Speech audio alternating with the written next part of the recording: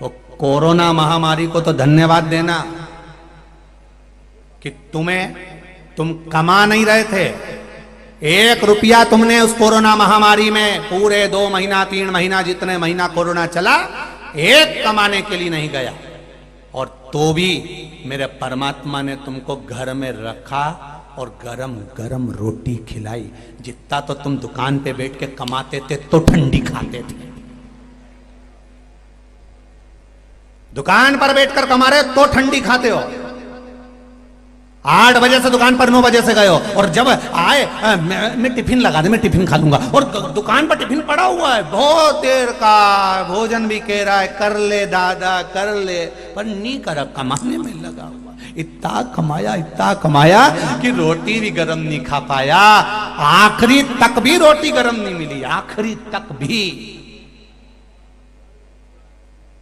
और इतना कमाया, हाय हाय मोबाइल पे लगा है, रोटी मुंडा में केवल ठूस रहा है, खा थोड़ी ना रहा है, ठूस रहा है। जल्दी खाऊंगा, मेरे को वहां जाना, जल्दी खाना मेरे को वहां जाना, जल्दी खाना मेरे को वहां जाना, मेरे को जल्दी आना, मुझे वहां करना, ये करना वो करना। अरे किसके लिए कमा रहे हो? 2 रोटी तो चैन से खाओ। 9 बजे से दुकान पर चले जाते हो, रात को 10-11 बजे आते हो। कमा कर कमर टूटी जा रही है, बीपी शुगर ऊंचा नीचा होए जा रहा है, बाल झड़े जा रहे हैं, पूरे शरीर पूरा बेकार हो गया। और 2 रोटी भी चैन से नहीं खा रहे, 2 रोटी भी। और मेरा माताओं से निवेदन है, अपने पति से एक शब्द जरूर कहा करो कि किसके लिए कमा रहे हो। ठीक है, पूत सपूत तो की धन संचय, और पूत कपूत तो की धन संचय। बेटा सपूत होगा ढेर लगा देगा, और बेटा कपूत होगा 50-50 लाख की 4 गाड़ी भी छोड़कर जाना तो सब राख मिला देगा। बिल्डिंग कोठी बंगला दुकान ढेर बनाकर चले जा, सब राख मिला देगा। बेटा सपूत होगा जोड़ेगा, और बेटा कपूत होगा तो जोड़कर चले जा, सब राख मिला देगा। किसके लिए जोड़ रहे हो? किसके लिए?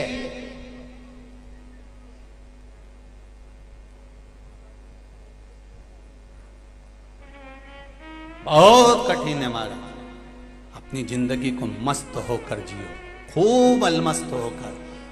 मुख में हो राम नाम, राम सेवा हाथ में, तू अकेला नहीं प्यारे राम तेरे साथ। अलमस्त होकर। बेटे ने आवाज लगाई, पापा ने 25,000 का मोबाइल दिला दिया। बेटी ने आवाज लगाई, पापा ने 10,000 का मोबाइल दिला दिया, 25,000 का मोबाइल दिला दिया। पत्नी बोली, उसके लिए 25,000 का मोबाइल आ गया। शादी की सालगिरह हुई, रानी हार आ गया। और मेरा भेरू अभी भी कीपैड चला रहा है, अभी भी छोटा, अपने को काम ही नहीं पड़ता, दुकान पे लगे रहते तो फुर्सत नहीं मिलती, ये बच्चे लोगों का काम पड़ता। तो बेटों को तो चाहिए पापा से कहे, पापा तुम कितना कमाते हो मेरे बाबुल, मेरी शादी के लिए जोड़ा, परिवार के लिए जोड़ा, छोटे से मकान से 4 मंजिल का मकान करा, पापा कितना कमाया है पापा। बेटी भी कह सकती है, बाबुल कितना कमाया। पापा एक बात कहूं, थोड़ा जल्दी आया करो, अपना परिवार सब साथ बैठकर भोजन करेंगे पापा, तो मुझे अच्छा लगेगा। मैं शादी कर कर चली जाऊंगी तब तो आप अकेले रहोगे, भाई की शादी हो जाएगी तो जगदम्बा घर में आ जाएगी, तुम चैन से रोटी खा सकोगे नहीं खा सकोगे, कोई भरोसा नहीं पापा। जब तक हम भाई बहन कुंवारे हैं साथ में भोजन करें पापा, आओ साथ में बैठें, थोड़ा समय हमारे को भी तो दीजिए। पर हाय कमाई, हाय कमाई, हाय कमाई, तिजोरी तो भरी पर ये तिजोरी खाली कर दी। 21,600 रोज निकाल दी, रोज निकाल दी। महाराज मथुरा मंदोदरी छोटी सी अवस्था से शिव उपासना में लगी थी। जैसे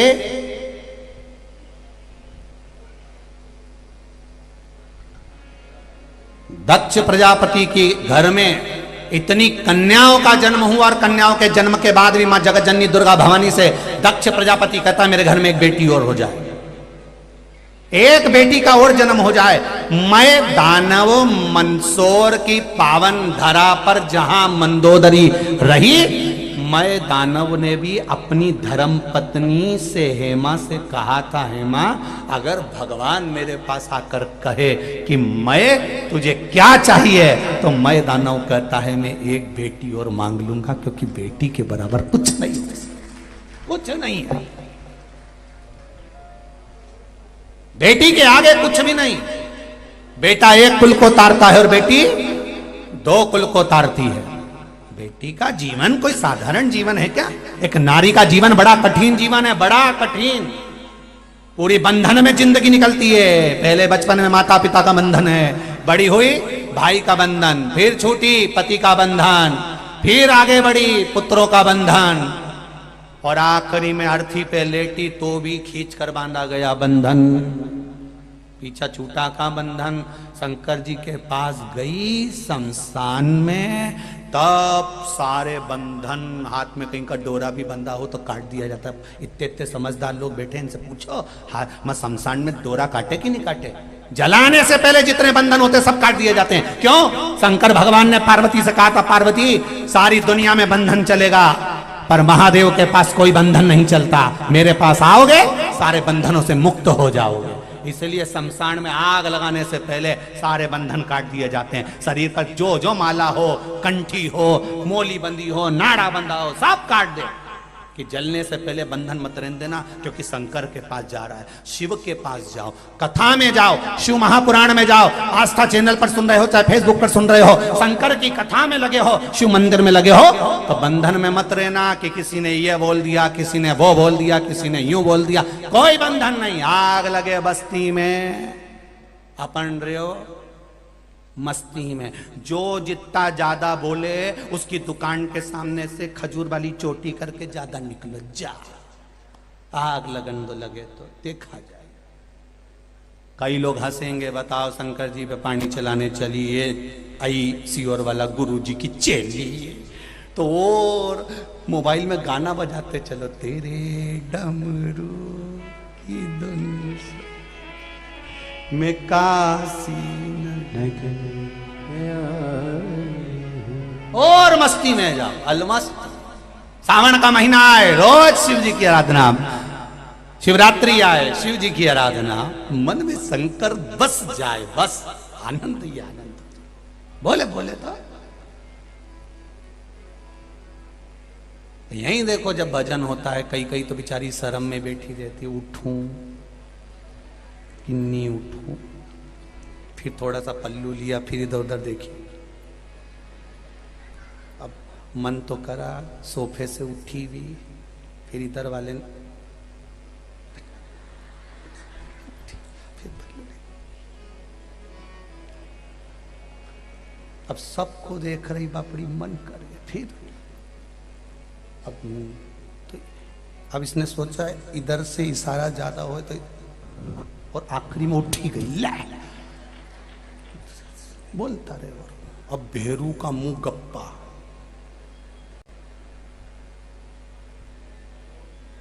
तू घरे चल, तू चल घरे। तो उन्हें भी कह दिया, आ भेरू तू आ, आज नी सिंदूर चढ़ाया तुम्हारा नाम भी नहीं। और ये बोला और फिर जगदम्बा बिखरी। तुम 10 जगह जाओ, मैं बोलूं एक बार कथा में लेके अगर इतनी अकड़, शिव पुराण में मत चलना मेरे साथ, कल से मैं अकेली चली जाऊं। ले उन्हें स्कूटी उठाई, धुंधुना के पहुंची गई, और घर गई तो सारी स्कूटी 2-4 जगह से दूची।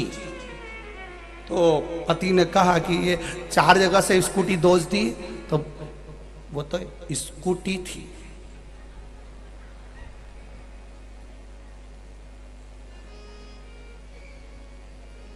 ओखली में अदरक रखा है, जब मुझे गुस्सा आती है मैं बोलती कम और कूटती ज्यादा।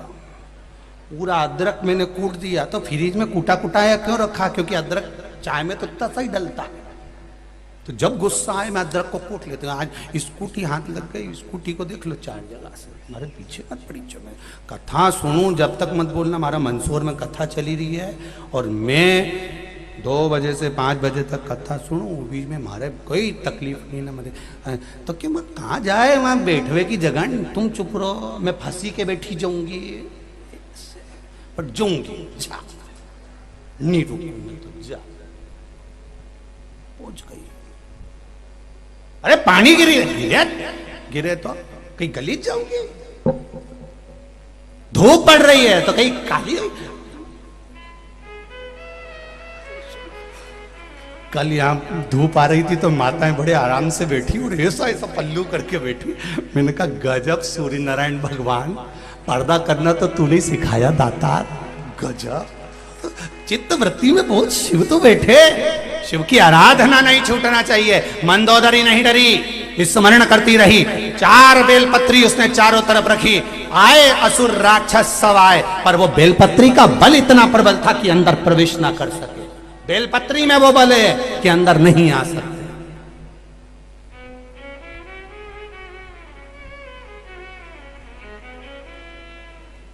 बेलपत्री का बल कोई साधारण है?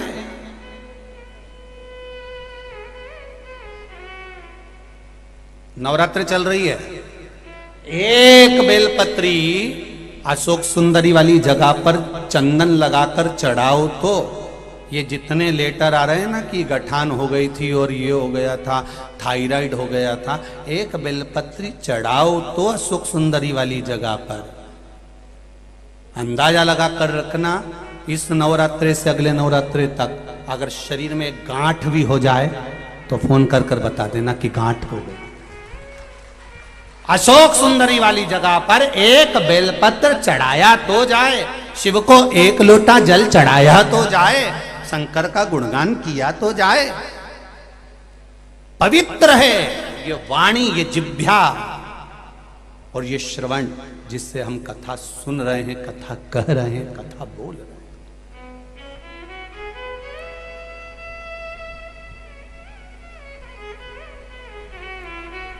दक्ष प्रजापति ने, मैं दानव ने भी कहा कि एक बेटी और मिल जाए, भगवान से प्रार्थना एक बेटी और जन्म है। जरा विचार करिए कि बेटी की आप पाने के कितने आनंद होगा। और यहाँ बेटा, तो यहाँ दक्ष प्रजापति ने भी कहा मुझे एक बेटी का और जन्म हो जाए। तो कहा बेटी का क्या करोगे? माता रानी ने कहा तुम्हारे घर में पहले से इतनी बेटियों का जन्म हो गया, अभी और बेटी का क्या करोगे? नहीं, मुझे बेटी चाहिए। पार्वती माता सती प्रसूति के गर्भ से प्रकट हो गई। दक्ष प्रजापति की धर्म पत्नी का नाम था प्रसूति। माता ने कहा बेटी ढूंढने कहाँ जाऊंगी, मैं खुद तेरे घर में प्रकट हो जाऊंगी। और प्रसूति के गर्भ से सती प्रकट हो गई।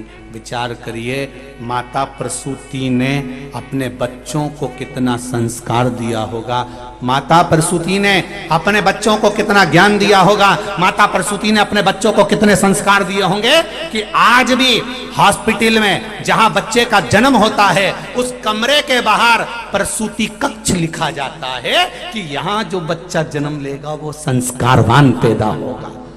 यहां दक्ष प्रजापति की पत्नी ने कोई डोनेशन नहीं दिया तो भी हॉस्पिटल में उनकी पत्नी का नाम लिखाया, क्योंकि संस्कार दिए थे बच्चों को। उस कक्ष का नाम है प्रसूति कक्ष। कौन सा कक्ष है? जम के बोलो जरा, जम के। प्रसूति कक्ष। यहां बच्चों का जन्म होता है, यहां बच्चे प्रसव होते हैं, जन्म लेते हैं। उस कक्ष का नाम है प्रसूति कक्ष, जो दक्ष प्रजापति की धर्म पत्नी प्रसूति के नाम से रखा गया, क्योंकि उसने संस्कार इतने दिए थे, इतना संस्कार। और देव संस्कार। आप भी अपने बच्चों को विद्वान बनाना है तो संस्कार दीजिए और संस्कार दो, तो जिससे तुम्हारा नाम भी जनमानस तक पहुंच सके।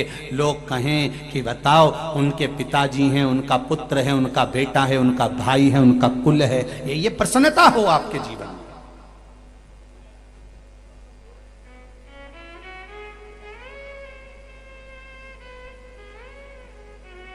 एक बेटी और हो जाए तो वो बेटी हुई प्रसूति के गर्भ से सती हुई।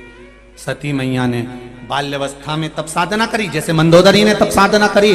जब मंदोदरी जैसे चारों तरफ बेलपत्र लगकर भगवान का भजन करती थी, आपको लगे ना कभी जीवन में कि मुझे लग रहा है कि ये कुछ गलत होने वाला, तो एक काम जरूर करिएगा, शंकर जी पे एक बेलपत्र उठाकर अपनी जेब में या अपने पास में रख लीजिएगा। गलत हो ही नहीं सकता, क्योंकि ये बेलपत्री नहीं है।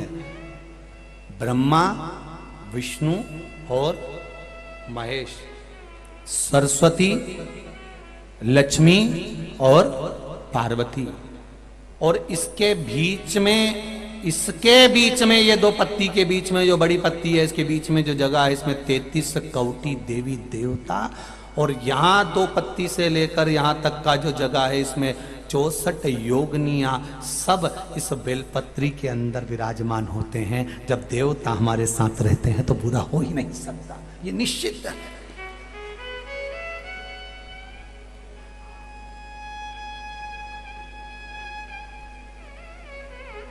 देव साथ हैं।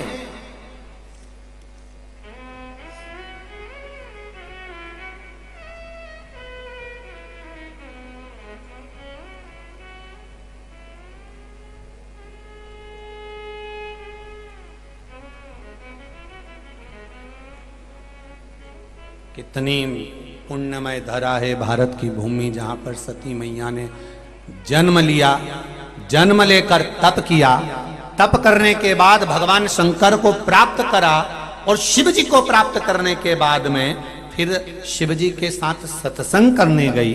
सत्संग में थोड़ा सा अभिमान जाग गया, शरीर दक्ष प्रजापति की यहाँ त्याग ना पड़ा, तो लोगों ने कहा कि सती मैया ने शरीर का त्याग करा।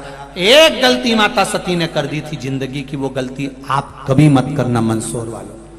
और जितने लोग आस्था पर सुन रहे हैं, जितने लोग फेसबुक यूट्यूब पर सुन रहे हैं, उनसे भी कहूंगा, जो माता सती ने गलती करी वो आप कभी मत करना, अपनी जिंदगी में उतार कर रखना। सती ने एक गलती कर दी थी कि गई पिता के घर में यज्ञ में, और यज्ञ में जाकर उसने एक गलती कर दी। अगर सती को मरना ही था, प्राण त्यागना ही थे, भस्म होना ही था, तो कहीं दूसरी जगह आग लगाकर मरना था। सती मैया अगर मरी, प्राण त्यागे, भस्म हुई, तो यज्ञ जिस कुंड में हो रहा था, सती उसी कुंड में कूद गई। हमारा सनातन धर्म कहता है, भाई अगर कहीं कुछ बोलना भी है, कुछ करना भी है, तो बहुत मौके पड़े हैं। किसी की शादी हो तो उसमें खिल्ली उड़ा लेना, कहीं दूसरी जगह हो तो वहां राजनीति में पांव खींच लेना, पर कहीं यज्ञ हो रहा हो, कथा हो रही हो, भागवत हो रही हो, कोई अच्छा कार्य हो रहा हो, तो उस यज्ञ में कूद कर या गड़बड़ी कर कर अपनी जिंदगी को नरक मत बनाना। सती ने एक गलती कर दी थी कि यज्ञ कुंड में कूद गई। शंकर भगवान क्रोध में आ गए। भोलेनाथ जी को क्रोध किस बात पर आया? लोग कहते सती मैया जलकर भस्म हो गई तो शंकर भगवान को क्रोध आ गया। शिव महापुराण को जरा अच्छे से सुनिए, अच्छे से पढ़िए। शंकर जी को क्रोध इस बात पर नहीं आया था कि सती जलकर भस्म हो गई। शंकर को क्रोध इस बात पर आया कि तू गलत जगह पर मर गई, गलत जगह पर तूने प्राणों को त्याग दिया, गलत जगह पर तू भस्म हो गई। सती अगर तेरे प्राण छोड़ना थे तो बाहर जाकर छोड़ती, पर यज्ञ के कुंड में कूद गई, धर्म की जगह पर, अच्छी जगह पर। अरे पांव खींचने के लिए बहुत जगह पड़ी होती है, गलत करने के लिए बहुत जगह पड़ी होती है, पर कहीं सनातन धर्म आगे बढ़ रहा हो, धर्म आगे बढ़ रहा हो, यज्ञ हो रहा हो, अनुष्ठान हो रहा हो, कुछ अच्छा हो रहा हो, तो वहां पर कूद कर गड़बड़ी कर कर अपनी जिंदगी नरक मत कर। सती तूने गलती कर दी, इसलिए मैं तुझे कहता हूं सती कि तू यज्ञ के कुंड में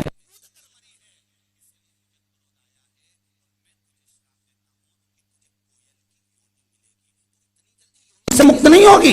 अभी तो तुझे कोयल बनकर कूकना पड़ेगा, जगह जगह काली कोयल बनकर तू कूकेगी। और वो सती मैया को कोयल की योनि प्राप्त हो गई।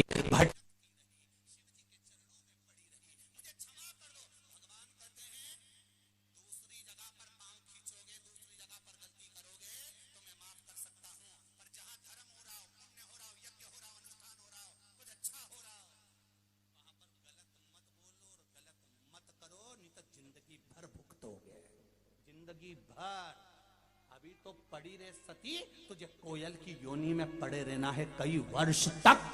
अभी तो तुझे भोगना है कोयल की योनि। सती कहती है मुझे क्षमा कर दो, आगे से कभी मैं यज्ञ में अपने प्राणों को नहीं त्यागूंगी। भगवान कहते हो ही नहीं सकता, तुझे भोगना तो पड़ेगा, अभी तो तू भोगेगी।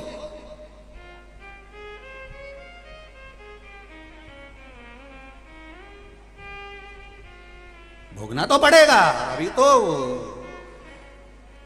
समय है, अभी भोगना।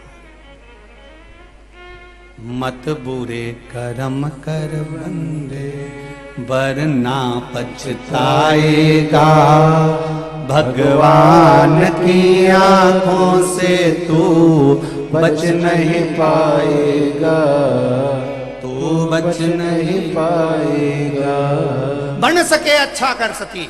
सती ने कहा एक बार तो क्षमा कर दो। भगवान कहते हैं बिल्कुल नहीं कर सकता। बार बार सती ने क्षमा मांगी। कोयल बनकर जन्म ले ली सती। बेलपत्री के पेड़ पर बैठती, पेड़ में से पत्ती तोड़कर लाती, उड़ती उड़ती वो पत्ती शंकर भगवान के ऊपर छोड़ देती। शिव जी जानते कि ये मेरे ऊपर बेलपत्र छोड़ रही है, पर इतनी जल्दी इसको माफ नहीं कर सकता। कई वर्ष निकल गए। एक बार सोमवार की अष्टमी पड़ी। कौन से वार की? बोलो बोलो जरा, जम के बोलो। सोमवार की अष्टमी पड़ी।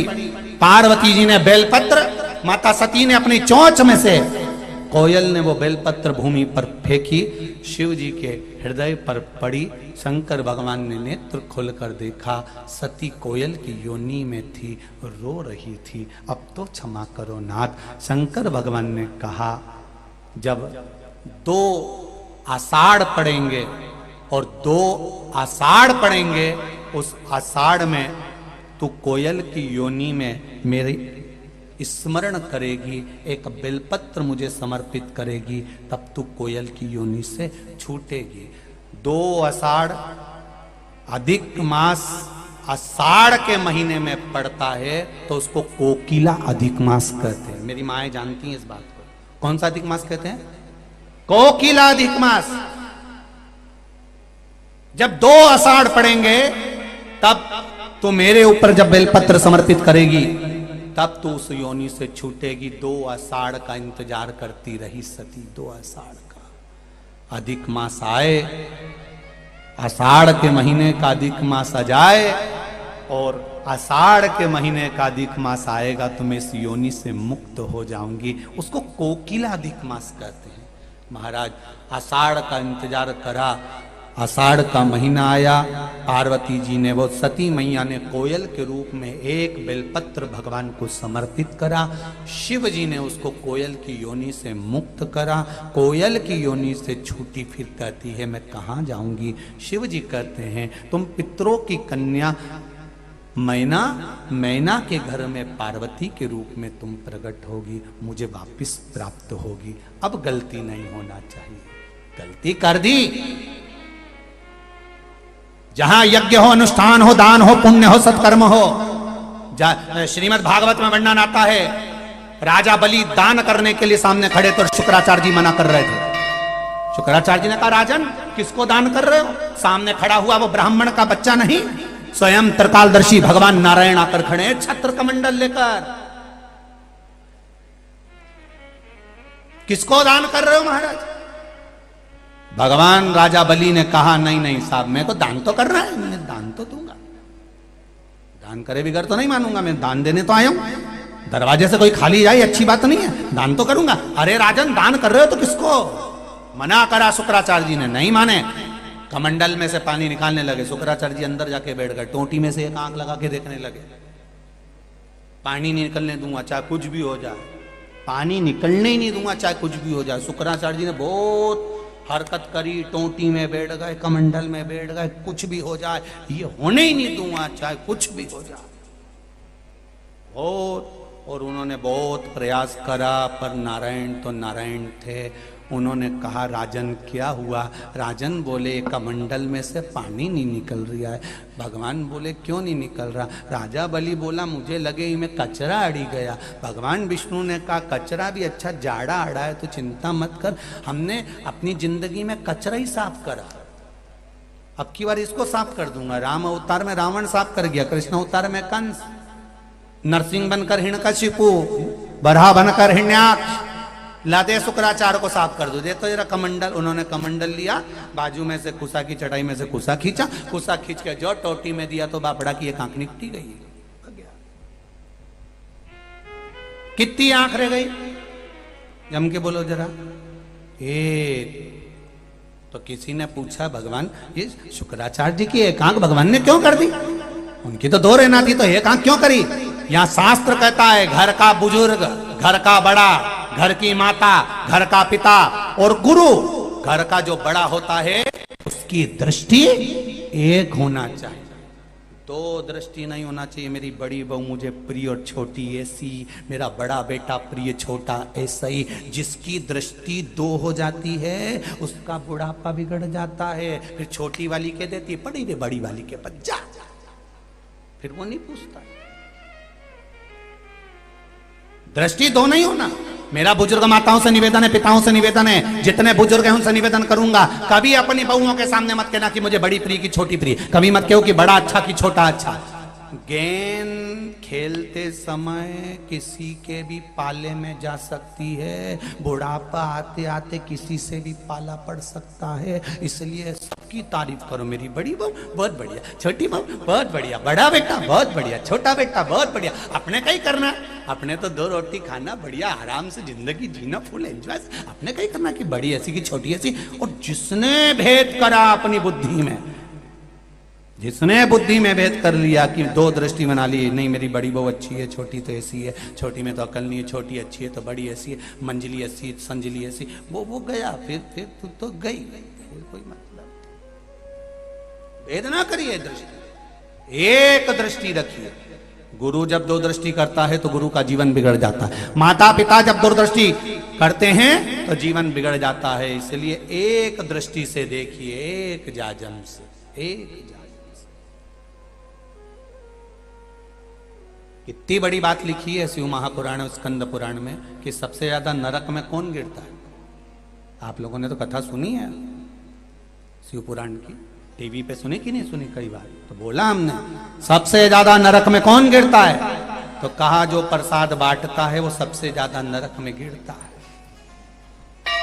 प्रसाद बांटने वाला नरक में गिरता है। हाँ, कारण क्या है?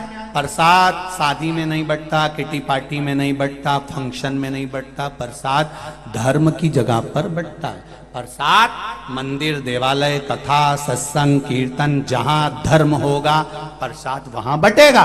तो प्रसाद बांटने वाला नरक क्यों चले जाता है? क्योंकि प्रसाद बांटने वाला जब खड़ा होता है, सब आते हैं तो थोड़ा थोड़ा देते जाता है, और अपनी कोई पहचान वाला आया तो हाथ इतना फैल जाता है। जो भगवान के चरणों में जाकर कपट कर जाता है वो नरक चले जाता है।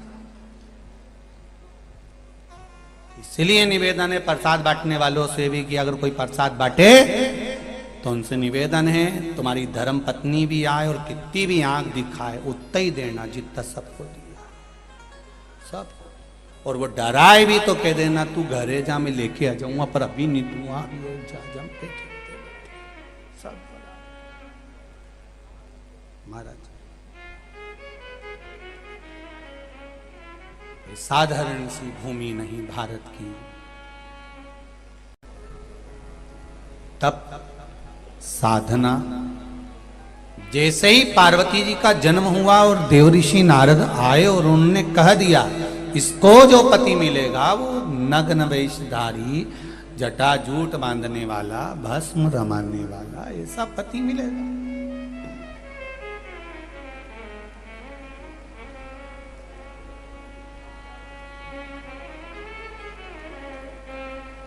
अब ऐसा पति इसको मिले, करा क्या जाए?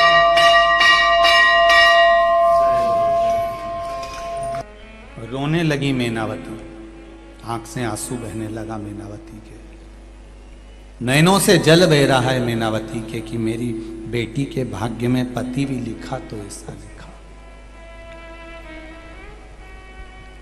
ध्यान देना जरा मंदसौर वालों, और जितने लोग आस्था चैनल पर कथा सुन रहे हो, जितने फेसबुक यूट्यूब पर कथा सुन रहे हो, थोड़ा ध्यान दें।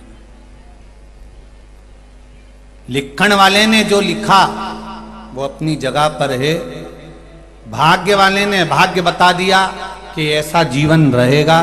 आपने पत्रिका दिखाई, ज्योतिषी बताई, सब कुछ बता दिया उन्होंने कि ऐसा जीवन होगा।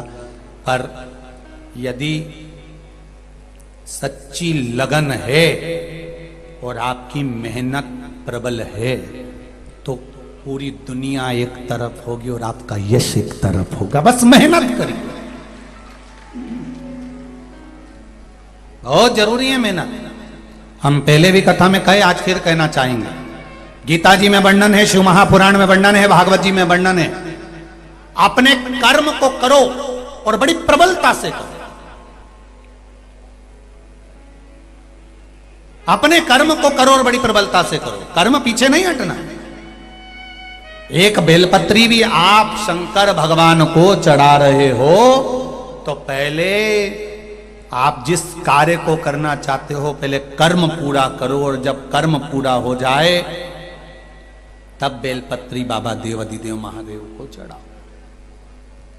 मेहनत पूरी करो, कर्म पूरा करो, पूरा कर्म, उसके बाद एक बेलपत्री शिव जी को चढ़ाइए। जब लगे कि मैंने परीक्षा दी, पढ़ाई करी, खूब पढ़ाई करी और खूब अच्छे से मैंने पढ़ाई करी पर मेहनत करी और मुझे ऐसा लग रहा है कि रिजल्ट ठीक नहीं आ रहा है, मेहनत करो, खूब डट के करो, खूब दिल से करो, तब फिर एक बेलपत्री बाबा देवाधिदेव महादेव के पास लेकर जाओ और फिर उनसे प्रार्थना करो, बाबा एग्जाम तो दे दिया है, तेरे भरोसे पर खूब पढ़ाई करें,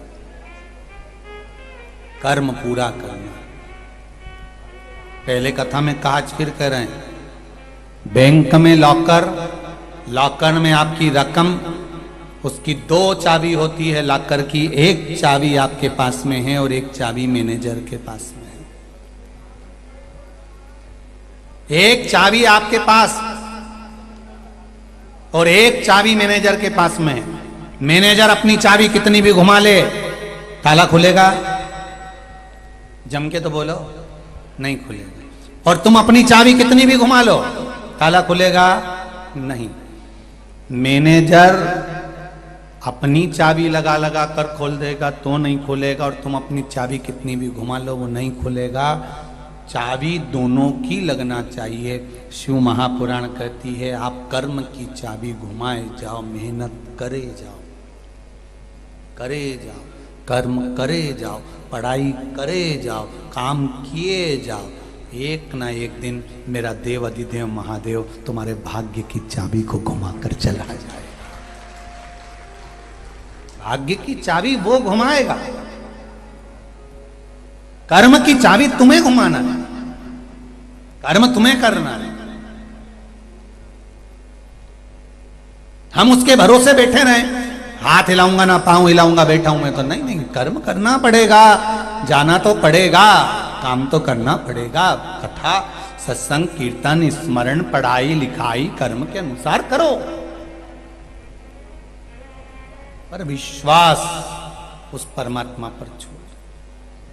मैनावती रो पड़ी, मेरे बेटी का भाग्य ऐसा है कि इसको नग्न वेशधारी पति मिलेगा, जटाजूट वाला मिलेगा, ऐसा पति मिलेगा। मैं बड़ी दुखी हूं, मैं बेटी का विवाह नहीं करूंगी। अगर ये हर माँ ऐसा सोच ले कि बेटी के भाग्य में दुख है तो मैं विवाह नहीं करूंगी। और बेटियों से निवेदन है, मेरी माताओं से निवेदन है, अपनी बेटी को पढ़ाओ लिखाओ, विद्वान बनाओ, खूब अच्छा पढ़ाओ, जितना पढ़ा सकते हो उससे जोरदार पढ़ाओ। पर बेटी को थोड़ा संस्कारवान भी बनाओ और ये बताओ, जिंदगी बहुत बड़ी है बेटा, तेरी जहां शादी होगी हम पेट्रोल पंप देख लेंगे, गाड़ी देख लेंगे, बंगला देख लेंगे, मंजिल देख लेंगे, छोरा देख लेंगे, पर भाग्य थोड़ी ना देखें। बेटी को ये बताओ, हम सब कुछ देख लेंगे बेटा पर भाग्य नहीं देख सकते। पेट्रोल पंप देख कर दिया, गाड़ी बंगला देख कर दिया, छोरे एक लड़का था, तू इसके बाद सबने सोचा था, सबकी यहाँ से रिपोर्ट अच्छी आई कि लड़का अच्छा है, एक ही है, एक ही है, एक ही है। सब सोच समझ के शादी करी बेटा, उसके बाद भी तेरी जिंदगी में दुख लिखा तो क्या करे।